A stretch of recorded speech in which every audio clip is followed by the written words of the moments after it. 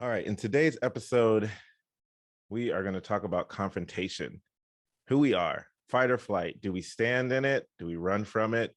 Or do we sit in it like a deer in headlights? My takeaway for this episode was that we need to figure out who we are in our heightened emotional confrontative state. Are we petty? Are we stubborn?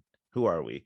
We need to acknowledge that quickly in that moment and then figure out how do we get to who we want to be as a husband, supportive, helpful, loving, so that we can move through and resolve the confrontation. And this episode for me was yet again a self-discovery episode. So I love having these conversations with Paul. And my biggest takeaway was, like the movie Taken, I have a particular set of communication skills outside of my marriage, and I need to be okay with practicing using those same skills within my marriage to get through problems faster and more efficiently. In marriage and in life, I feel like there's two types of people when it comes to confrontation.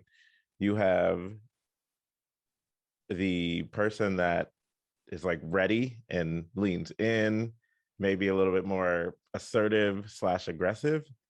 And then you have the other person that may avoid until the conversation goes away, maybe try to sweep it other way under the rug, maybe a little bit more passive, just to kind of hope that the time passes by. So I guess, Brian, which person are you when it comes to confrontation in everyday life? That's a loaded question. All right. So in everyday life, it depends on the type of confrontation, I guess. But because I have a background with it, we'll start with physical confrontation. I am typically calm and ready. um, and it just comes from my background of being taught to defend myself. Um, I'm just always prepared to do so. And, you know, don't necessarily get like nervous or anything like that. It's just, you know, you probably don't want to make me do this. Yeah. Is my frame of thought, right? When it comes to like a verbal confrontation, I think I tend to have the same type of reaction. I'm thinking, even just recently at work, I've had some customers just like get out of pocket and try to, you know, verbally abuse me. And I tend to just put a smile on my face. They're like, "What are you smiling about?" I'm like, "Well, your words don't really mean much." It's like, it's what I'm thinking to myself anyway. It's like, I was also taught to verbally defend myself. And I think I have the frame of mind in that scenario that like there's probably something going on in your life that is making you behave this way. And I want to be able to say that, I feel sorry for them, that whatever it is going on. And like, there's probably some deeper level thing going on that like, it's just coming out in this manner right now, right? This situation really has nothing to do with me. And that's typically the case.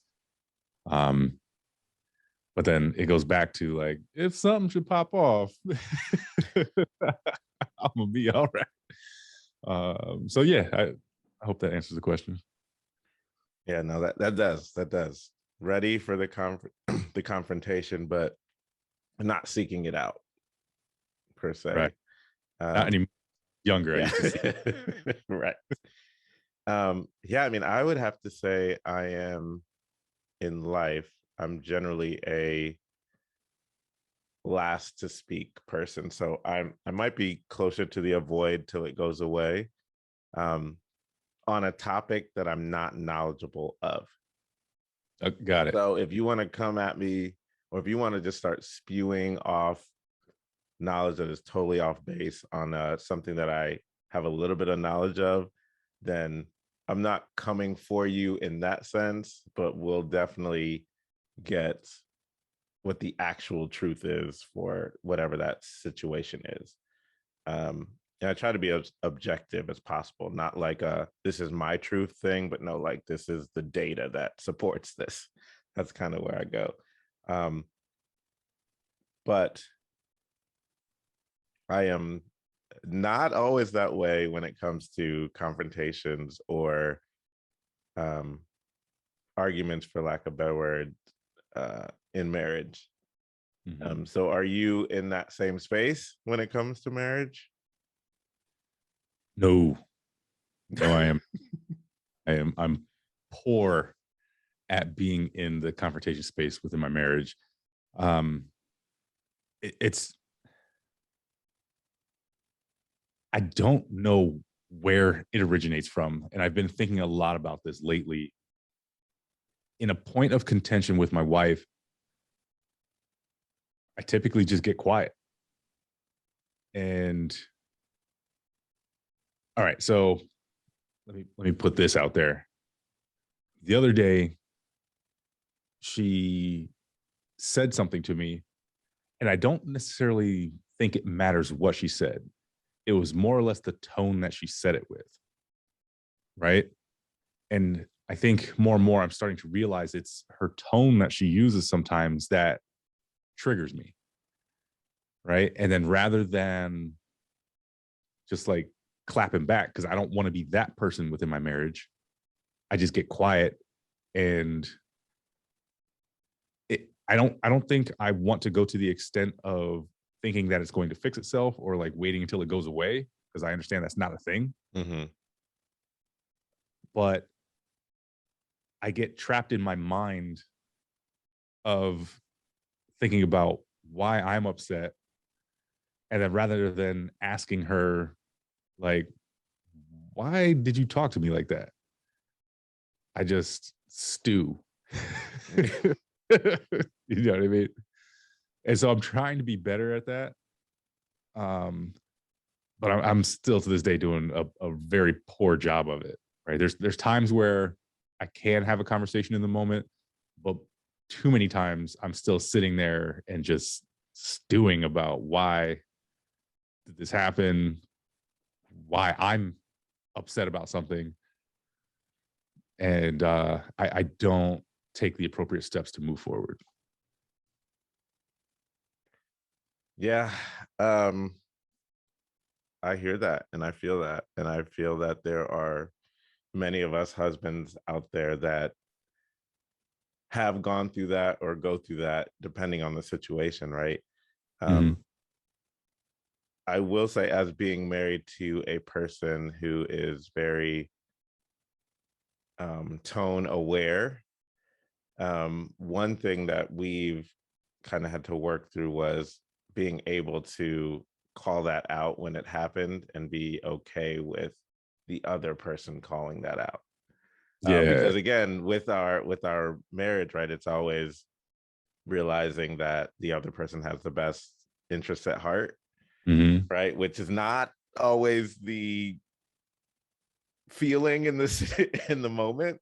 Yeah, yeah, yeah. But it takes practice though. I mean, it's been 13 years of literally like working on, because even now when she checks me on my tone, I still like something rises up, but then I realize like we've agreed that this is what we're gonna do. And Okay. generally that helps diffuse, because I have been that person, like I don't even know. Like, but case in point, yesterday, um, and this was my fault, right? Yesterday, she asked me if I had done something. I looked and I physically had not done it, but I thought I did. And apparently, we had a conversation months ago where I was like adamant about that I had completed what this task was. So she just asked me about it. And um, I was like, oh no, I'm looking at it like I must not have done it. And she was like, basically, she checked me on like that wasn't the truth. but I didn't like how she was like, how are you? I was basically in my mind, I'm like, how are you saying it's not true when I'm looking at the document? Like I didn't do it. Um, but I didn't come off with that tone. Like I was definitely Okay. voice had raised because it was basically I internalized her checking me on like something that I didn't do that I must have said that I did, but I don't remember having that conversation.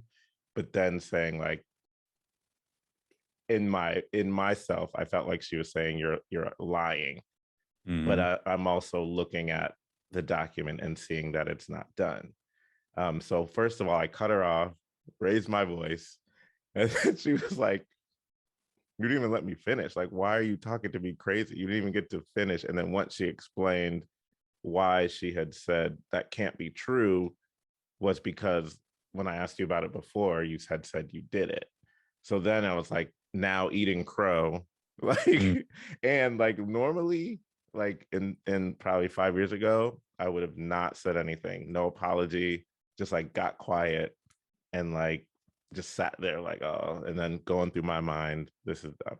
But it actually took probably about 30 seconds. And I was like, oh, I'm sorry. Like, I didn't realize I had done it. And that's growth for me. Not that it made it feel better for her, but like just to be able to realize, all right, my tone got out of pocket.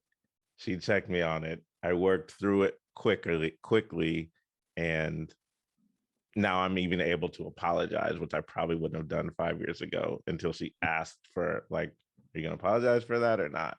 Um, I say all that to say with practice, and it might take 5 years to get there. With practice, you can have those conversations with your spouse.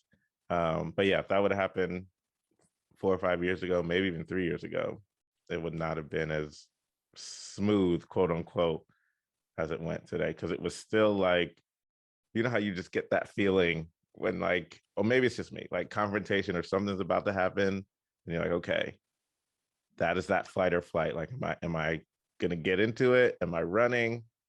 But I forgot there is the third, like just deer in headlights. Mm. And then you're stuck in your brain. I literally feel like that's what deer are doing when they get the headlights. Like they're processing what's going on and they just can't Yeah. move. So I gotta write that down. Deer in headlights. That's crazy. But yeah, man,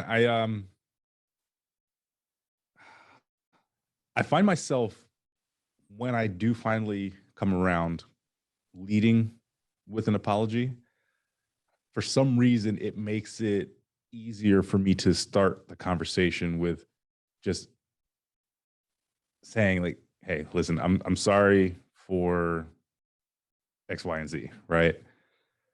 And then I'm able to say like something along the lines like I'm working on being better in this area, blah blah blah, hippity hoppity. Um, what I am still also not great at is giving her faults that trigger me.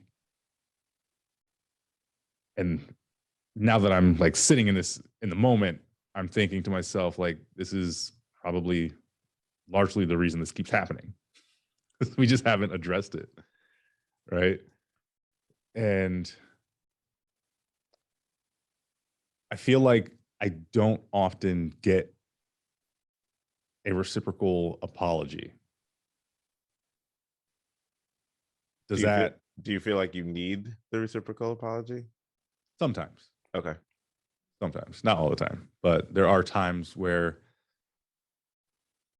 that I guess that has been my process of trying to get to a resolution. Right. And I'm like, all right, I'm a big boy. I'll apologize, put my stuff out there.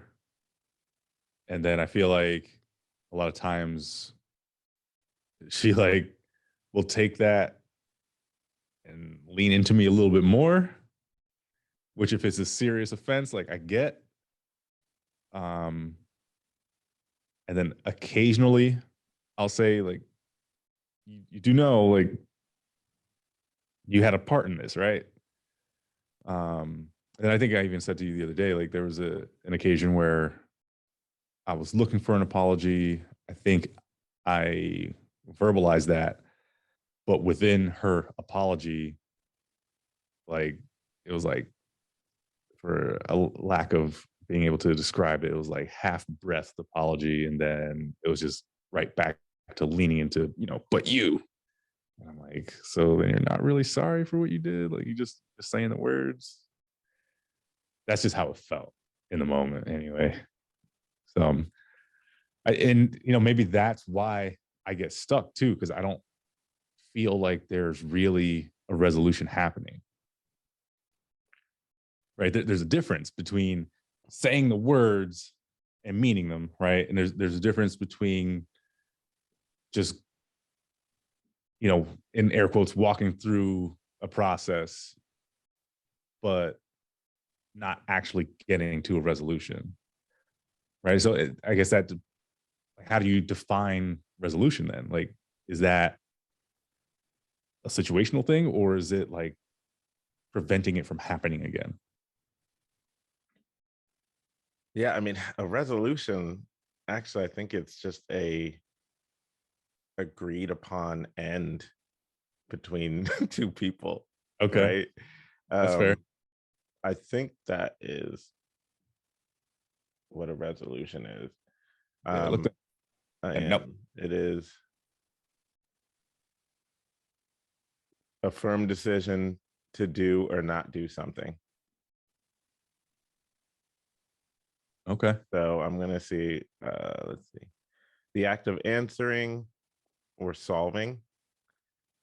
So maybe we're looking for solving when we're saying resolution. Um, Yes. I think where my mind was going, like, because if you're solving it, right, then you're also probably preventing it for the future. I would say not necessarily. I would push back on that, because sometimes it's just to make this, just get the well, solve is like get the solution, the answer, um, or the definition, to pay in full if it's a debt.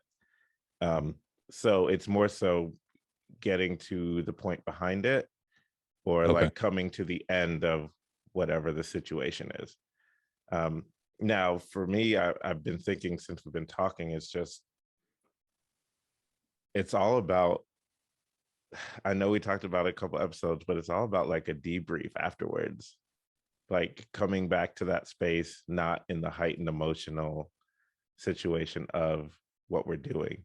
Hmm. And it's also setting the precedence, not even on a debrief, but like when we have confrontation, like this is the parameters we're going to try to keep it in. Obviously, when you're in it, it's a little harder, but like if I'm triggered, I can call for a timeout. Or if I don't like your tone, we can check each other on our tone to even stop an argument from happening, or if something is brought up, we are going to lean into how we both played our part, right? Like it's those conversations, not in the argument, that help get to the resolve or the resolution quicker. But it's that process, though, is a process of, it's literally trial and error, because you can say what you're going to do, right? Just like Mike Tyson says, right? Everyone has a plan until they get punched in the mouth, right? Yeah. So it's like, what I mean? You can have the plan, but that's why you practice. I mean, I think sometimes the practice of marriage is uh, a term that hits me, right? Because like when you have people that they practice law, they practice medicine, in essence, you become a better doctor or a better lawyer the longer you've been practicing, because you've been practicing, Right. right? Um, so within our marriage, like we have to practice our confrontations. We have to practice those hard spaces, so that we can get better. And that's a lot of times why those couples that lean in, why when they're 15, 20 years in, like they have this wealth of knowledge because they've actually been trying, Um, you know, some people are just married because like they know they need to stay married, but then there's some people that are actively practicing how to be better in their marriage, and therefore their marriage is at a healthier space. Yeah. And man, it just brought back to me what I said in the previous episode. Like, your success has a direct correlation to your willingness to sit and experience the opposite. Mm-hmm. Yeah, And it's like absolutely. relating that to, you know, the fight or flight, or the contention within your marriage, right? Like, if I don't willingly sit in that uncomfortable space and have those conversations when it's uncomfortable, the less likely it'll be that I'll be successful not doing that, right? Or learning not to do that. Yeah, I mean that's the case. So it's basically deciding you're gonna be a you're gonna be right in the middle of the two personas that I mentioned in the beginning. Like, we're not going to be super aggressive in our confrontation, but we're also not going to avoid it. Like you said, that's not a thing. Like, you can't avoid it until it goes away, because Yeah, yeah. that doesn't happen. It might cease to exist in that moment, but in my experience, in my own marriage and in, you know, helping couples for years, like, it always comes back around. And if you don't address it, then it's going to come back around in um the least advantageous time when you want it to. Like, it's going to rear its ugly head and it's going to look really ugly because you're not ready for it. Um, so, but all that to say, we have to figure out how do we have a happy medium, not avoiding, but being, uh, you know, quiet and assessing, Mhm. and not being over aggressive or over assertive when we're in that space.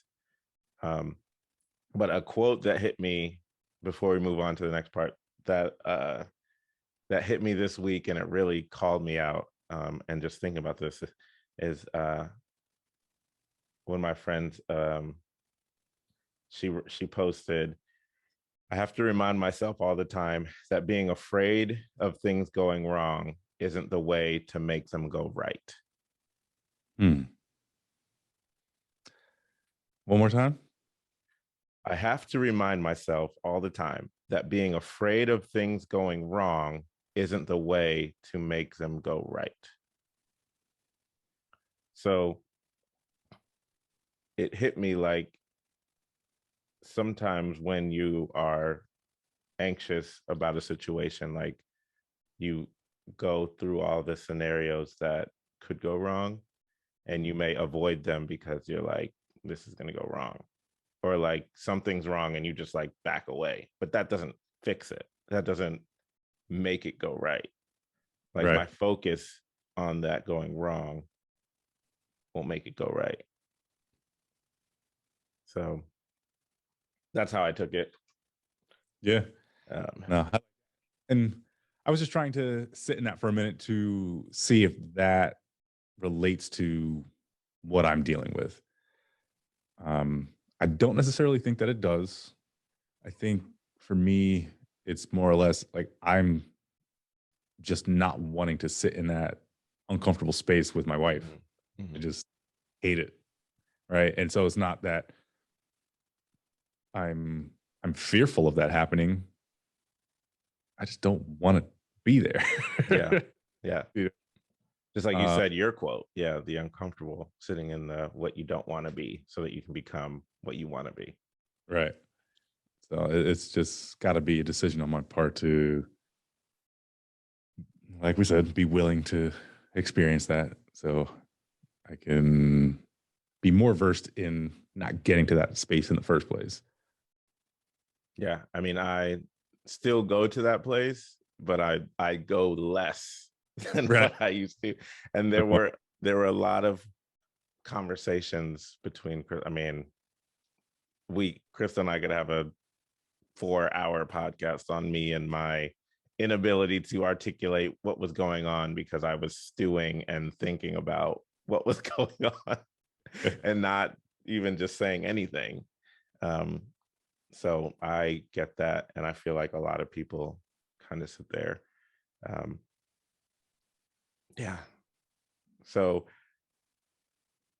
once you are, because you said it's not every time, but when you do like bring something up and you're in the conversation, um, trying to hash that out with your wife, my question to the proverbial you, not just you in general, but who are we as husbands when we are in the argument space? When we are in the confrontation and it's heated, um, who are we? I think I'm still trying to be a solver,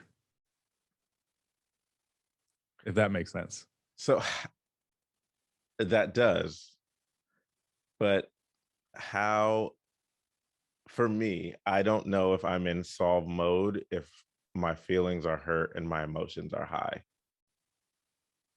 So I guess I would lean to you. And how do you continue to solve in that space? It depends on what you're trying to solve. Are you trying to solve why you feel the way you do? Right? Um, and I think that's where I struggle still. It's like we said, what, a couple episodes ago, it's, well, I'll speak for me. It's newer for me to be able to, well, first of all, admit my feelings, right? Mhm. Um, accept that I have them and that they're real, Mhm. and then processing them is a whole different step. So that's three, and then the Yeah. fourth is having the conversation with my wife about what I'm feeling, why I'm feeling, and if it's something negative that she may have caused, making that part of the conversation. Um, so it's tough, man. It's a work in progress on my end, which is really just a long-winded way of saying that I don't know. Yeah. I hear that. So no, I hear that. And that is an ongoing evolution within marriage, is trying to be the person that you know you're supposed to be, even in a heightened emotional state, Mhm. right? Um, And see, and that's the problem. Like, I'll in that heightened emotional state, I suppress mhm. because I know I have a propensity to blow it up, right? And I think what I'm realizing is that even if I suppress it, I'm still entirely triggered throughout. Gotcha. So there's still then the potential for my wife to come to me and say something that makes it all blow up or makes me blow up. When you say blow up, what do you mean blow up? Like, I just kind of explode with everything that I've been thinking, which makes it seem like I've been holding back from telling her things. Right. Gotcha. But it's more And so you're processing what needs to be said. well, yeah, because I'll have been processing the entire time. I've been formulating conversations, how they should go. And then when she gets to her breaking point of like, I can't wait for this dude anymore, I've been stewing and processing the whole time. And then she comes to me, and it's typically in a manner where like she's frustrated, understandably. And then it's the tone that not re-triggers me, but triggers me enough. And we've spoken about this before, right? She has to use the tools that she has to use in order to get me to speak. Mm-hmm. Understandable. but then it triggers me even further, and then I just explode with, well, blah blah blah blah blah blah blah blah blah blah blah. Like, and it feels like an attack, and I can Yeah. understand, right? And so like I'm trying to avoid that, but I haven't learned how to transition. And I think that's the key. I haven't learned how to transition yet into, all right, I've processed enough. I need to start speaking. That's, man, you said a lot of good things there. Um, I think, but going back, we have to figure out who we are when we are in that heightened state. Who is our default nature, right? Yes, you're a solver, right? But in the space where your emotions come, because not all of us have identified that or even try to live whoever our true being is, because we have either unprocessed trauma or we haven't figured out how to just even process what's happening. So when we get in argument, specifically with our wife, right? I have a couple of things that I noted. Like for me, like, am I going to be petty Paul? Like, am I now going to hold on to everything that might not be a big deal, but now make it a big deal?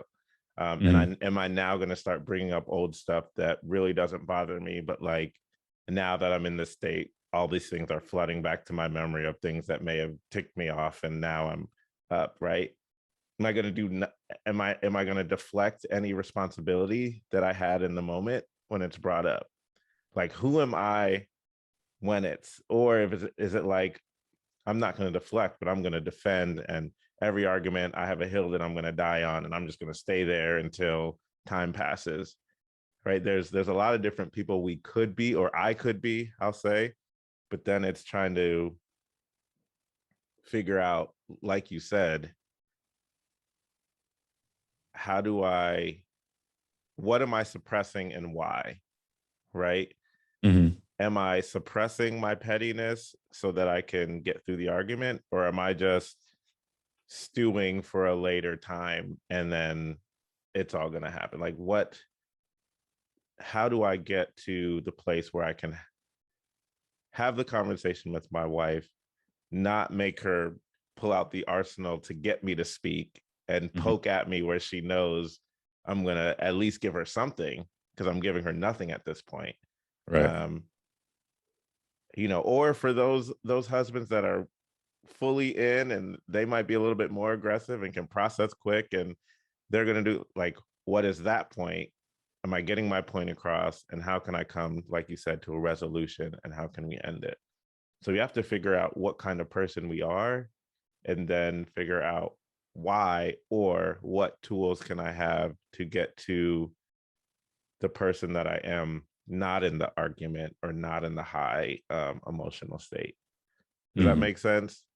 I'm trying to get Yeah. to the point. Yeah. If I'm answering that, I think what I'm suppressing is like me getting loud, right? Because like I have an aggressive nature. Um, and so my problem is I've learned to, in order for me not to get loud, I have to suppress that. But with suppressing that, then I just stop speaking. Right. So then I internalize everything, and I'm just, like I said earlier, stewing there, thinking about what's going on. Um, so going back to it, then, transitioning is my struggle. Right. Like you said, she's eventually going to poke the bear, and then it all comes out. So I think it really just goes back to one of our earlier episodes of, just doing it, just talk, just have the conversation, get it out, as some would say, early and often, so it doesn't build up. Yeah, that is the act of practicing. Mm-hmm. And yeah, I'm definitely the same way. And I'll say that it did help having that practice, but it also means having the conversation to make sure that that will be stewarded and honored, by Mhm. our wives, right? Yeah. Like, okay, like I'm really going to work on this. So when this next thing happens and, I'm not particularly thrilled with your tone and I'm triggered, I'm going to start talking and not get quiet like normal. But Mm. in the same space, please give me that space to do so. Right. Like, this is precious. We don't want to have an exploding screaming match because I've now, opened myself to you and you're now attacking, um, or being vulnerable, for lack of a better word. Um, so that is, yeah, it just has to be agreed upon that it would be stewarded well. But then as husband, we have to give grace if it's not stewarded well initially. Because we Yeah. can't say, oh, I opened myself up one time and she destroyed me. Like, I'm never doing it again. Yeah, well, we're both practicing at this point. Yeah. Yeah. Like, Yeah. she's practicing how to receive it, which in our case was new because we had been, you know, shut down Sammy for so long. So now we're like, all right, we've been enlightened. We're not going to tell you everything. It's probably going to come out ridiculous, but well, in my case, I won't speak for you, but I think it might come out ridiculous, but please give me grace to, not do it. So that is that's the thing. And I just can't see any wife being like, actually, I'm good. Like, don't do that. Like, if you come to her not in the heightened emotional space, like, hey, I know that sometimes I'm triggered by the tone that you give me. I'm self-aware enough to know that, but I also want to get past it and let you know when I am triggered. And generally, this is why I get really quiet, because I feel like I'm triggered and I don't want to lose my temper or raise my voice at you because I know you're not worth that type of blah blah blah, whatever you have to say to let her know that her best interest is your best interest and you're trying to do that, and that's why we're trying to get to the bottom of it. And I think she will steward that well. And even in the moment, if she does not give you that grace, if you bring up the pre-conversation, like, hey, we talked about this, like, and I just want to let you know, like, whatever. I don't either start that before you start talking, or if she blows up, sometimes say it. Even if you say it in that and it doesn't go over well, once it's calm, she will remember that she agreed to it and her part to play. How she reacts, I can't say, but at least the truth will have entered the room, and the truth generally makes peace of what's going on. Yeah. There's as you were talking, I was realizing there's also my desire to want to be right. And I think that sometimes has me sit in that space for too long. Right. And the way I got there is you were talking about how it might not always come out right. And for me, I'm typically very calculated in the things that I say. And I don't know, just being honest, that has me stuck sometimes. Like I want to be calculated. I want to also be right. And I'm almost surgical with the things that I say in order to like make the conversation efficient, if that makes sense. Mm-hmm.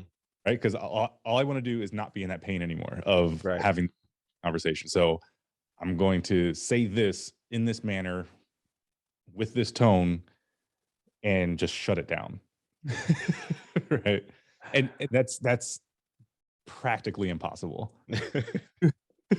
Yeah, I mean, that's comes to the question, like, so then as husbands, we have to think when we're in these situations, are we trying to manipulate the outcome, Mhm. or are we open to the authentic result of the outcome that's there? Yeah. And you really have to, you really have to be self-aware. I mean, obviously you are in this moment, but like us as husbands, like, are we really open to what could happen, like the possibilities of bringing these things up and maybe things coming to light and really having a better marriage, especially Mm. around confrontation or whatever topic that is? Or are we trying to just manipulate the outcome to either get what we want or just get it over with? Right. Yeah. So, Yeah. you really have to come to that realization within yourself. Um, and obviously, the idea is to be open to the authentic result, because that's the thing that propels your marriage forward. And you may get over this hump of whatever the confrontation was, um, in a healthy manner that has you not have to step back into that space and repeat that cycle over and over. Right. All right. I just had to get that out. So I'm done. um, yeah, I mean, I don't know if I have anything else as far as this topic, but just it's really making sure who we are and who we are outside of our marriage, if it's different within our marriage and why. And then once we are in those confrontation spaces, figure out again who we are and what is the point of us being that. Like, are we going to, how do we better our marriage by being that person? So if we are being petty, if I'm being petty Paul, how does that ultimately impact my marriage when we're Right. having a confrontation? It doesn't. And then you have to figure out, who am I truly? I'm not petty Paul. I really have the best interest. I'm trying to serve. So now it's like, okay, who's my true self? Can I get to that servant person still in the argument space or a version of that? Or remembering when I'm going to be petty, okay, really, I want to serve her. And then will that bring me to a space to actually have a conversation without raising my voice or being snarky or having a terrible tone? Right. Because we're trying to get to the end, but in an authentic way Yeah. that we can move forward. Yeah. And time will tell. Hopefully, we can come back to this episode in a year and I'll have progressed exponentially. I Like, hope in your case exponentially, but it might not be the realist expectation, but we're going to go with the ideal situation. I set big goals. Clearly.